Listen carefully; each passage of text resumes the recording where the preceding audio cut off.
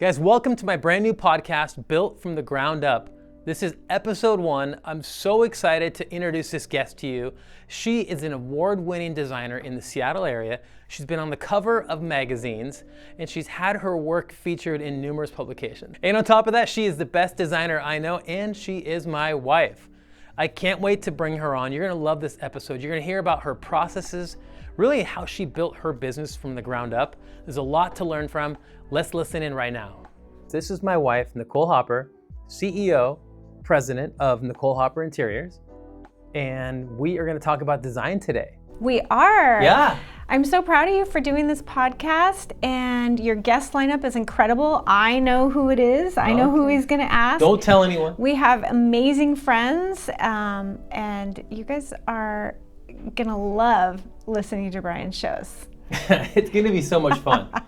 And today we're gonna dive deep into your processes. We're gonna talk about what a designer does, how a designer adds value to a home, and a little bit about how our worlds intersect. It's real estate sales, design world, and how we get to work on similar projects and learn from each other. This is gonna be fun. All right, well, let's jump right into it. Yeah. Here we go. Thanks for having me. Absolutely. I gotta ask you first off, let's just start right off the bat, fresh for people who don't know. Yeah. How did you get your start in design? Tell me about the beginning. How did it all come together, and what made you choose this?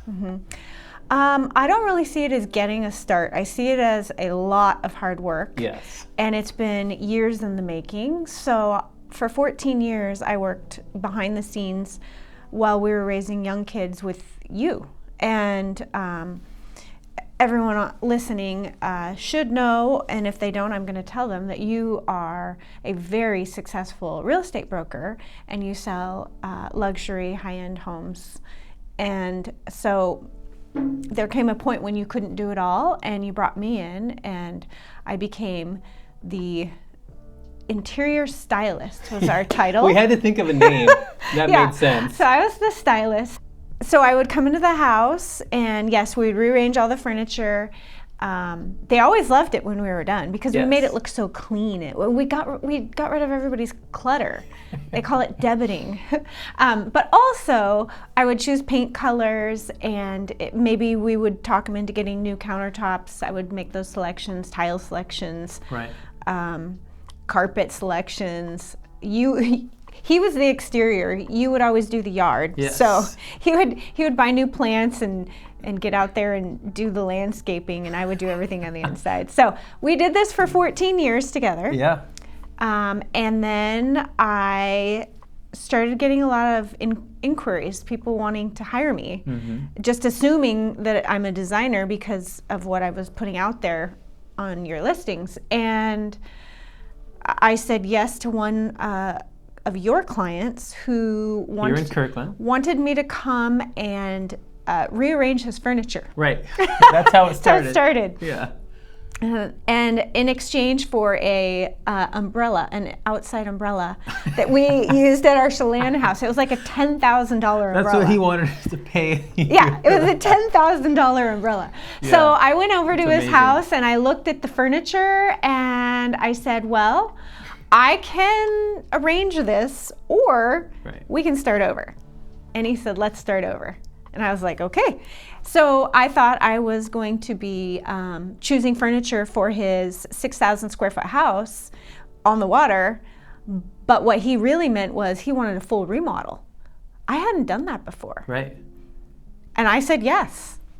I had confidence from all those years. You did. And I've seen so many beautiful homes because of what Sotheby's puts out there that it was easy. I was like, yes. And I felt like I had a team because we did. We had a painter, we had carpenter, we had our countertop guy. We had a guy for everything. Yes. And so I felt like I know how to do this. We got a guy for that. So I started, and it went really well, but it also challenged me to own what it was I was doing and to really take it to the next step. I did have a business license because we established that for me. It was legit. Yeah. But I thought, I need a website, I need a logo, I need a name, I need some branding.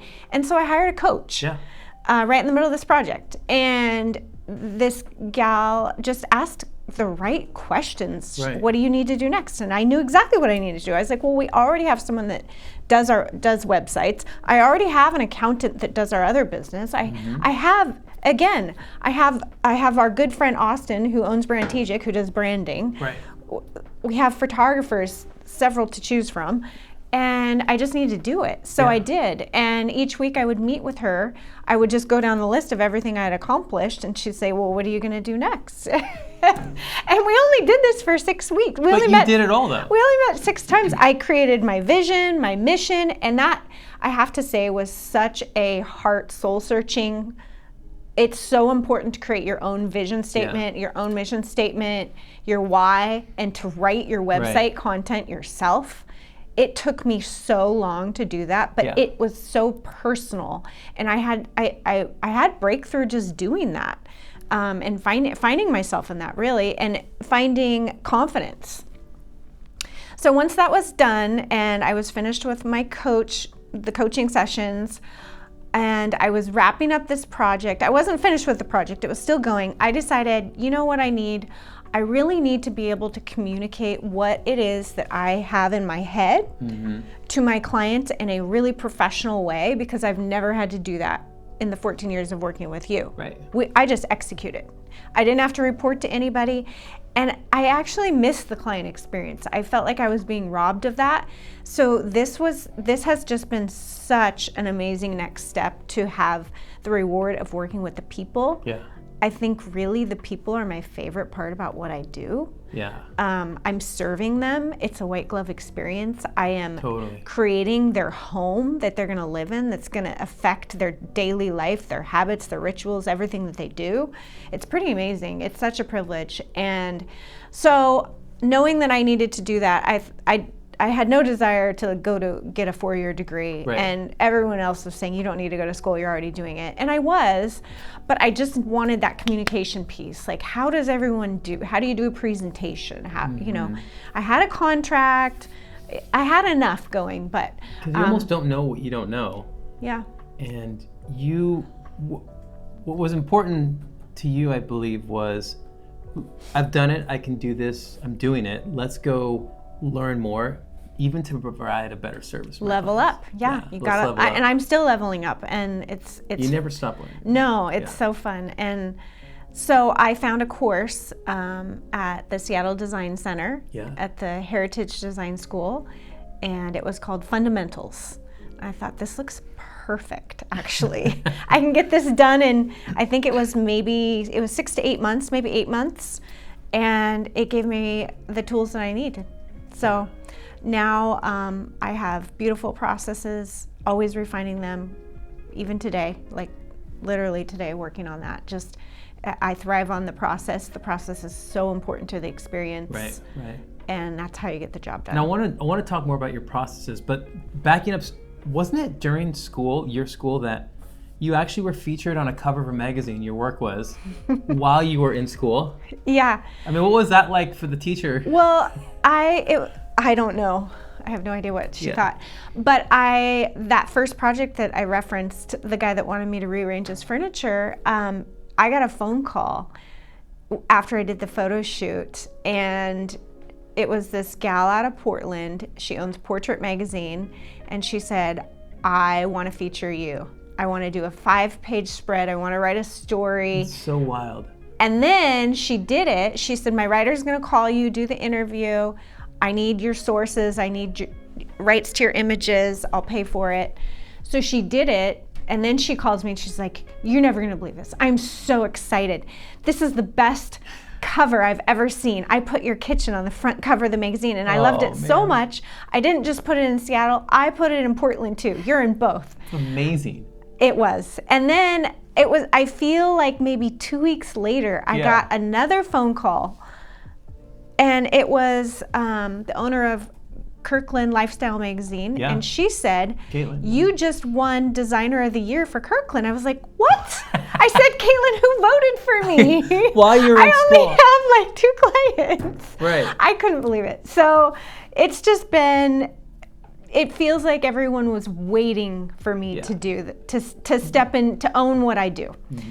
Everyone was waiting for me to own who I was, and to just I just needed that little bit of confidence, and now I am turning people away. So yeah, I remember we took that.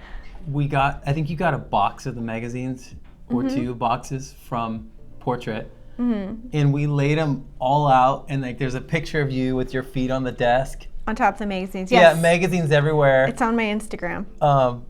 And you're wearing this really cool jumper, I think they're called? It's like a neon, yeah. Aren't they jumpers where it's like that whole... Yeah, jumpsuit. Jumpsuit?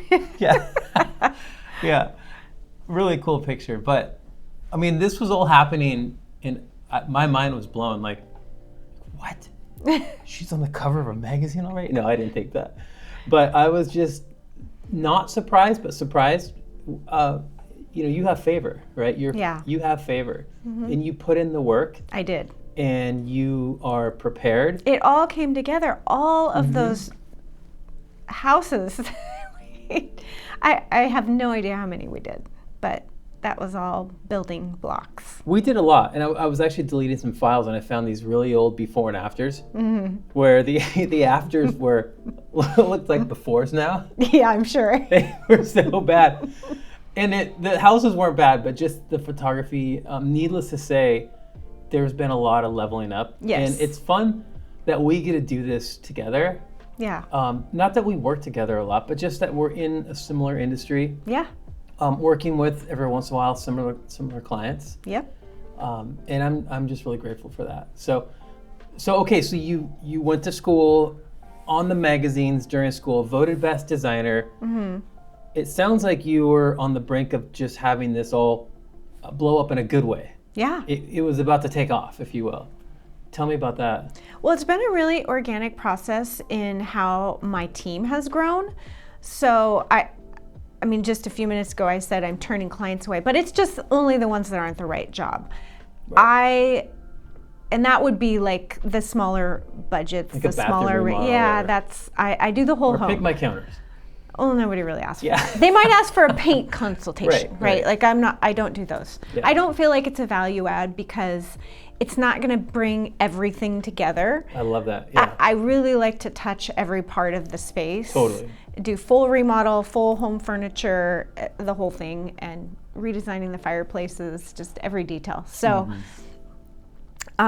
hiring my team, it wasn't like I put out a request for a job and then got a bunch of people that applied. It's just been very a natural growth. Yeah. And so right now I have 3 amazing girls that work with me, I should say. And I couldn't do it without them. They're just the best support behind the scenes. Yeah. So I have Sarah, who oversees my procurement coordination, which is all the furniture being delivered, arriving safely. A lot of logistics. Communication with scheduling for deliveries. I don't need my phone going off for all of that. Right. I did it for one house, and I thought I can't run a business if I'm handling all of this. Yeah.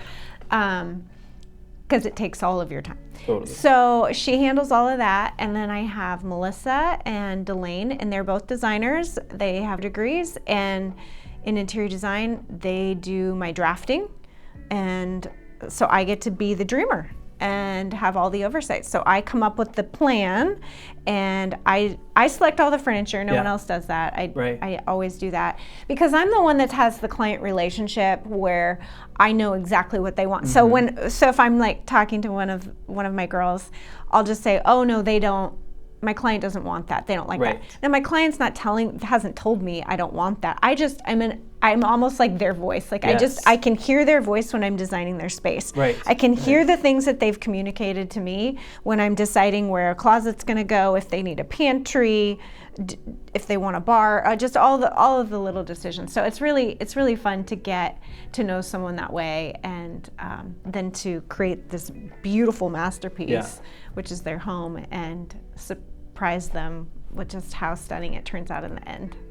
Well, you're so amazing at it, and one of the parts of your business that I think is so cool is how you unpack the client in a way. You almost do kind of a study on them, like a case study, in the sense of you learn everything about them, you write it, and then you present it to them with their name. You talk about what they like. You talk about what their passions are. If they need to have, let's say, a large kitchen 8-burner versus a 6 because they like cooking or whatever it is. And you go a deep dive into learning about the client so you can make those calls without having to ask them all the time. Yeah, I do that, but it's interesting. I do it very casually. I listen when they talk. Yeah.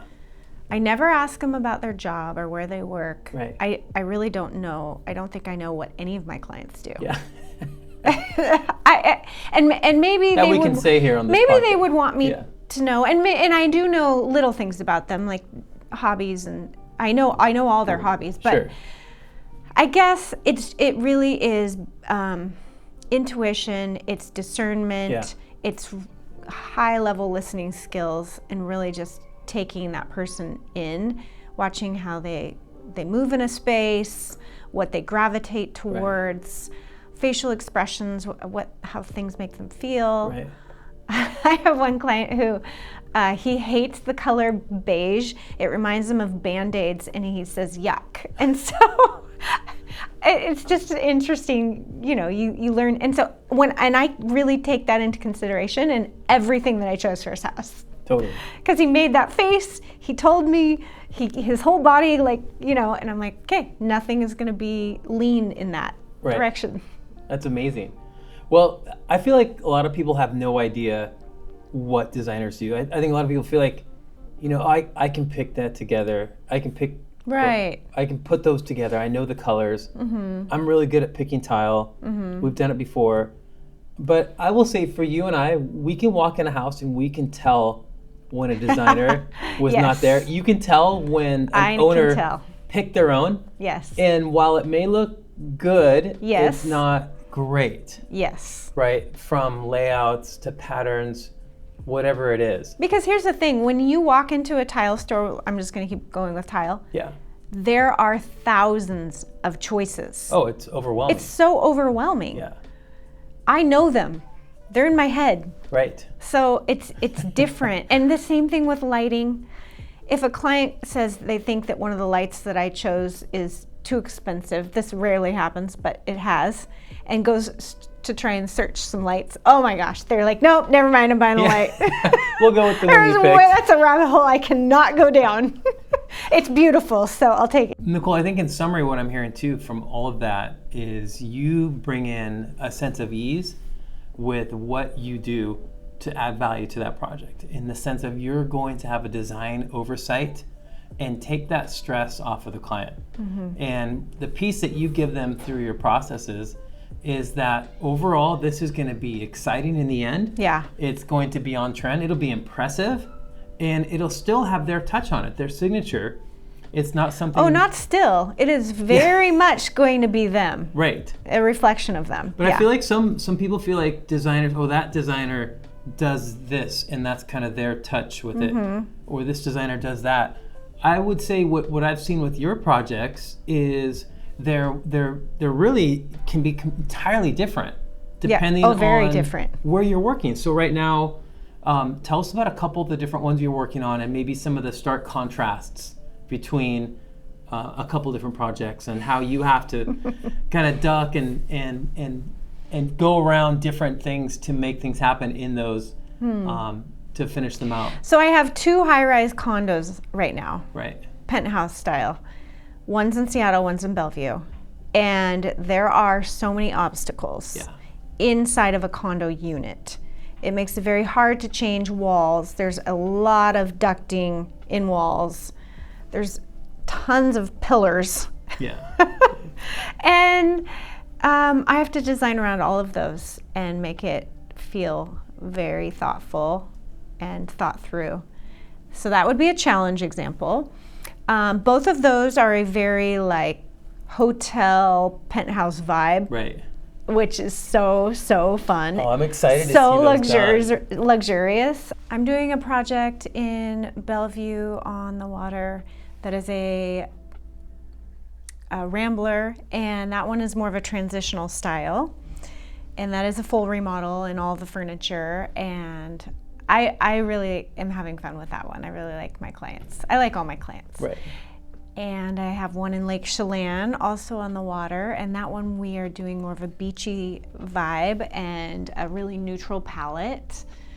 I like that one. It's going to turn out beautiful as well. Of course, they all are. And I have a downtown, a couple in Kirkland, which is where I'm based out of. I have 3 projects going here right now, and they're all very different. One of them is a Tudor-style brick home, and one of them is a brand new condo. So we're doing some remodeling, but mostly furniture in there. I'm redoing the fireplace, and we're putting some really cool in-wall speakers that are hidden behind the drywall. Oh, wow. So you can't see them.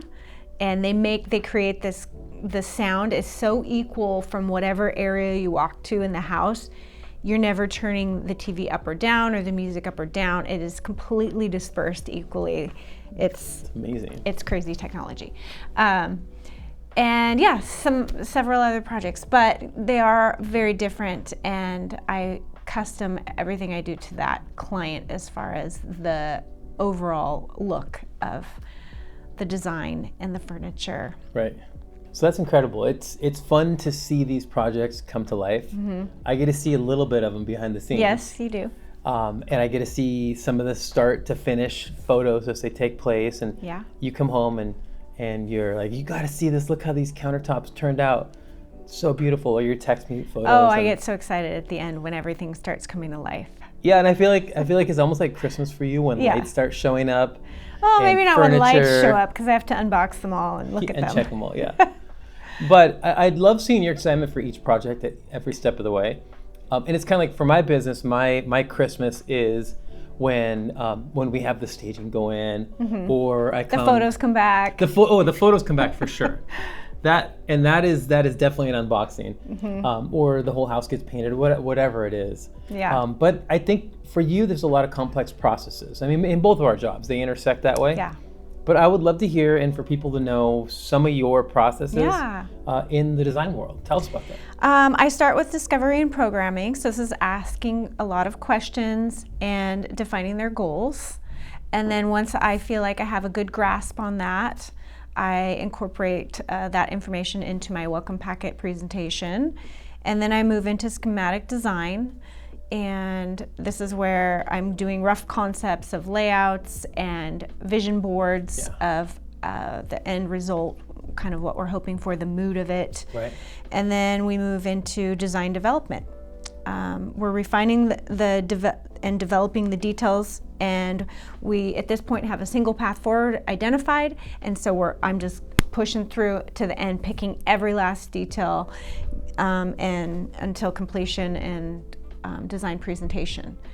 And for the presentation, the deliverables, it's going to have 3D renderings, it's going to have construction plans, demolition plans. There's so much. They're like 40 pages long. There are so many details that go into these room boards and schedules, and they get little booklets with all their hardware and plumbing and everything pretty. I make everything look so pretty. Yes, you do. And then I move into purchasing, and construction begins, and then I have construction oversight throughout the entire construction process. I do on-site visits with the GC and make sure that everything, they ask me the most detailed questions. Oh, yeah. They are so careful to truly follow what it is that I have put on that paper. And I really appreciate that. And then we go into installation, and I bring in all the beautiful furniture. I have it all stored at a receiver, received at a receiver, stored at a receiver, and then that receiver is the same person that brings it and moves it into the home. And the last thing would be for me to capture it with imagery and take photos. It's incredible. And just to brag on you, these processes, you leveled up and had an assistant so quick. Immediately, because I can't do everything that needs to be done. I don't even know how to do everything that needs to be done. Right. So my weaknesses are covered by my team. And that's the beauty of it. It takes some people years in the industries to bring on an assistant. In my industry, it's always the question is, should you have an assistant? And of course you should have an assistant. An assistant's like not even the right word. Right. I did call it that forever because they are my design assistant. Better terms, yeah. But they do so much, and they're such a valuable part. Anyways. Absolutely. Sorry. But just to brag on you, to see you do that so quick and build out that team to create this whole enveloping experience for your clients from start to finish, I will say that was very impressive. Yeah. I was very impressed to see you do that. Thank you. I mean, that's back to that coach saying, what do you need to do? Yeah, and I just you executed. I knew what needed to be done because I'd put it off for so long. Right. Well, and not, you don't procrastinate, I can tell you that. You do get stuff done. You get it done quick. And that was just something I thought was awesome to see come together. Thank you. Yeah, of course. It's really fun how our worlds can intersect with design and real estate. People often ask me, they're like, oh, you must work with your wife all the time. Yeah. And I tell them sometimes. I mean, you're doing one now that I sold 4 or 5 years ago. It just kind of happened to be, you're redoing that one. Oh, should we tell them about our house? We could, yeah. That's kind of a fun story. We should share that really fast. Absolutely. You start. Okay, you tell it better, but I can start. Okay, so our current house, you were hired by the owners, who are friends of ours, to redo lighting, to redo some paint, furniture, and pick all the furniture. And this is a home that was built in 2015, and they wanted to kind of reshape it. They had some people that were living with them move out, and they wanted to reuse some different rooms. Yeah. Probably one of your first jobs, I would say. And yeah, I was doing that at the same time as that other house I told them about earlier. And they brought you in. Yeah, I had 2 jobs going right away. Right off the bat. Anyways, go ahead. Yeah, and they had you redo a lot of the home. Yeah. And it turned out beautiful, by the way. Yeah, she had amazing taste, and she was very clear with what she wanted. Yeah. Which made it really nice. But fast forward, we would end up waking up one morning and thinking, they've talked about selling, let's ask them if they want to sell. Yeah. And I met the owner for coffee. I said, this is going to sound crazy, but... Again, they're friends of ours. They're friends. So otherwise, that would have been weird. It wasn't weird, but it did sound crazy. And I said, I know you guys are thinking about maybe selling, potentially. I want to buy your home. Well, and they had asked Brian to price it twice at this point for sell. Yes. Like, just what can we sell it for? Right. Tell us what you think as the broker. So that there's that piece too. So we knew they were really serious about it. It wasn't off the wall. They felt like this really big house for just the 2 of us. Their kids had just moved out. It was a dream house for me. Oh yeah, it seemed unattainable. Yeah. But long story short, we now own that home. Wait, what did he say? Well, I cut you off. What did he say? He said, that makes sense. That's what he said. That makes sense. Let me talk to my wife. Let me talk to my wife. And the good news is that we are all still friends. We are. We put the deal together. Yeah. Sold our old house, which was another project house we did. Yeah. Kind of a fix and flip over 10 years. And yeah, we bought our dream house. So we actually get to live in one of your projects. Yeah. Which is fun. And I got to continue to work with them on their next purchases. So I did a home for them in Bellevue. And then they decided to buy one in the Upper East Side of New York, and we're so excited to tell us about it and invite me in on that project. And that's on my website if you're curious. We haven't even talked about this, that you, a Seattle designer. I know, I did the Upper East Side of New York in like my third year. I know. It's such a blessing. Like, that's all like of it's the Super Bowl ring your rookie year. I know. I shouldn't put it in sports term, but you know what I mean. Like, it's a blessing. Yeah, so we live in 1 year projects, and we do. You've done a good job to make it cozy. It's not too much like we're in a gallery. Model home, gallery. Our daughter might feel that way a little bit. She complains now and then I'll buy some more cozy, like, what did I? Blankets. I got pillows and blankets and side tables and candles and vases. I was like, okay, I'll add a little more stuff. Okay, so there may be someone watching who wants to get into design, who thinks it sounds amazing. Yeah. They're just from high school to college now. They're trying to figure this out. What What kind of advice would you give them to get started? I have had so many people come to me. Yeah, yeah. And I actually love taking girls to coffee and talking out their dreams. Yeah. It's one of my favorite things. But I feel like this is why I'm doing this. Right. For people. It's amazing. And so I always encourage, I listen to them. Yeah. And then I encourage them in the direction that I feel like what I'm hearing them say. So ask them good questions. Ask them good questions, okay. Yeah. But I always say, I do recommend going to school. 100%. Good. Well, and I've seen that. I've seen you take the time with. Because in Washington State, you don't have to have a degree. Right. So I guess that's why I'm making that comment. No. Well, and it's. I think that's what you do, right? On the rung of the ladder, there should always be someone pulling you up, and someone that you're pulling up. I think that's just sound advice for any industry. I know in my industry, it's the same way. And it's there always should be someone in your wake, right? Yeah. So. And it's fun to see as we have a daughter, a sophomore in high school, who is getting interested in design. Oh yeah, she's been interested. And it started from her Roblox, and seeing her potentially follow in your footsteps is exciting to me. I like to consult with her. I like her to look at my room boards, say, "Hey, Claire, what do you think?" She can't escape it. Does this look wrong? Because I think her feedback is incredible. Yeah. And I think she's always right. Okay, I want to do some rapid fire questions as we wrap up here. Okay. Okay, so you gotta answer quick. I'm gonna ask them quick too. Okay. Okay. Top 3 things that you're seeing happening in design right now. Curves. That excites you. Curves. I like curves on kitchen islands, cabinetry, vanities, wood. Yeah. Countertops. I like it when the countertops are flush with the cabinetry. Is that the second one then? Yes. Okay. And 2. it pushes your team.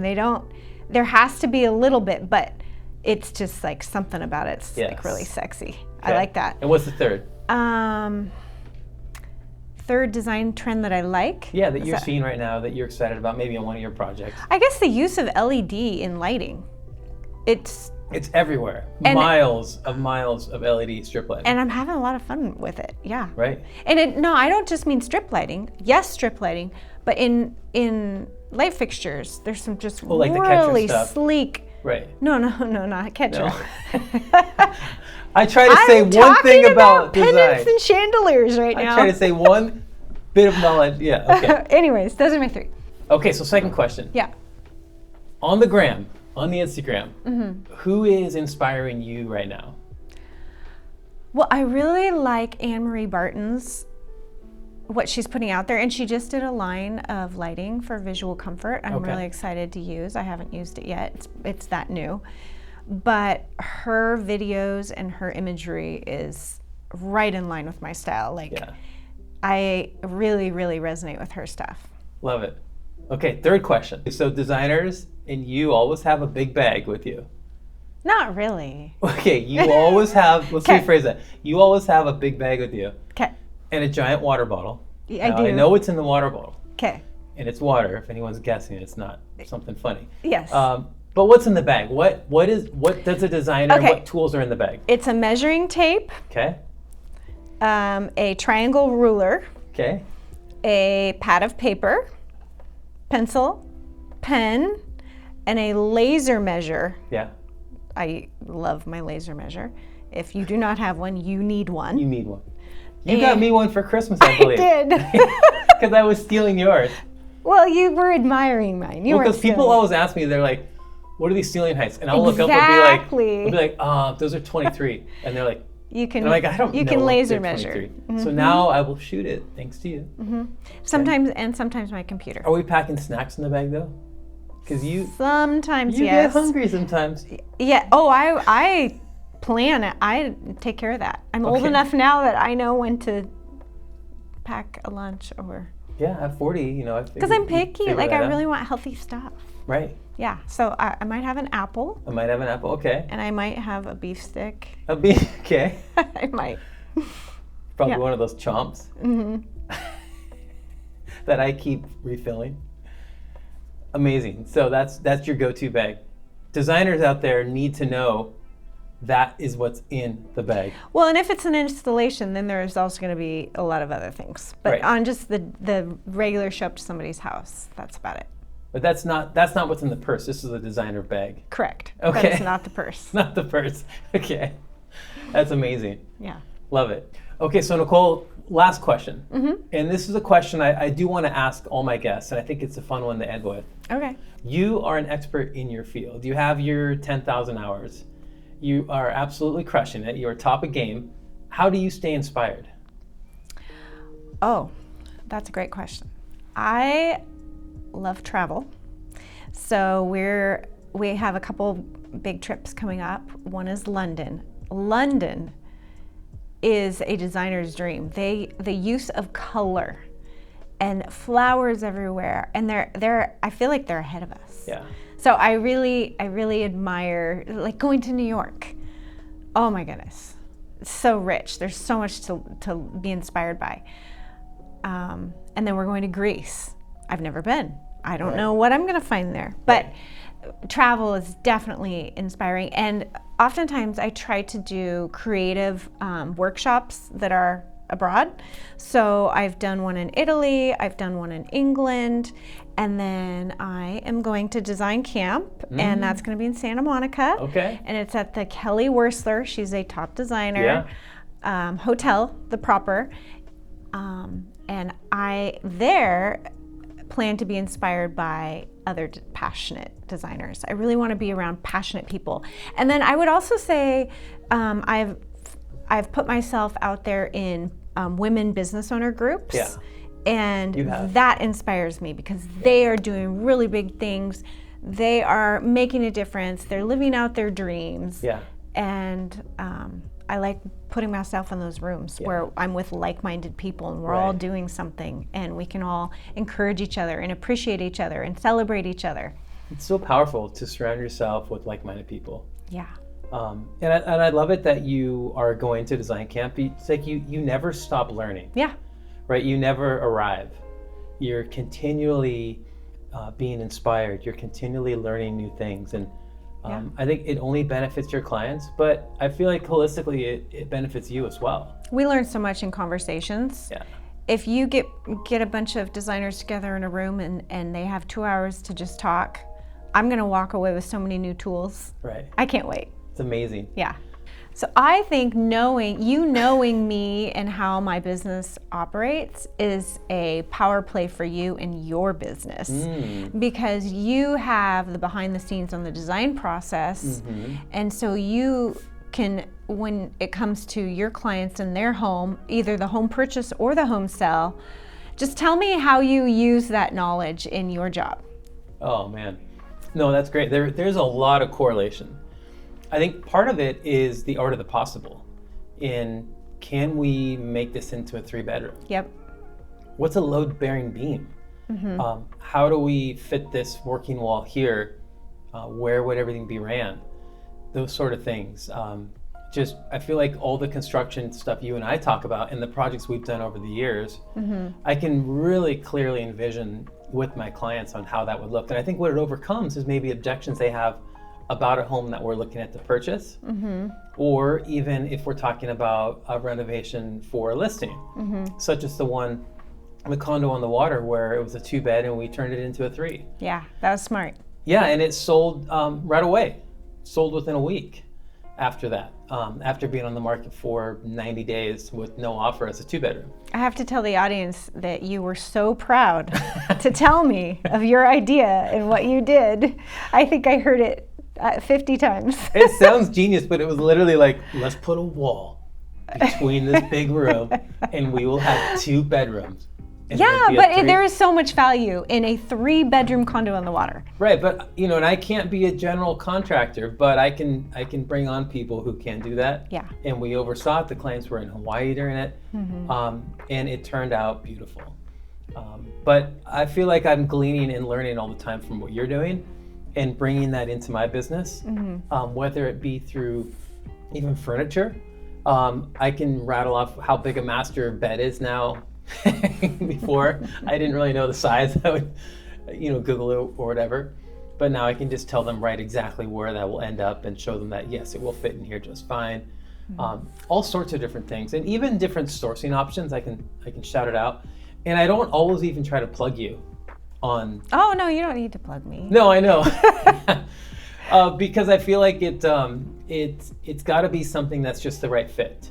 And it's not always the right fit or the best fit. Right. But we have had some big wins with clients that it is, and they've been very happy. So thank you. Yeah, thanks. Thank you so much for joining me this morning. You're welcome. You did a great job. Thank you. Yeah, it was a lot of fun. And I feel like I even learned some things I didn't know about you. Oh. Yeah. Curious what that is. We'll talk about it at dinner later. Okay, before we sign off, what are you off to today? What's next? Oh, well, I just had a vanity delivered, but my Okay. clients handled it, thankfully, so I don't need to go check it. Okay.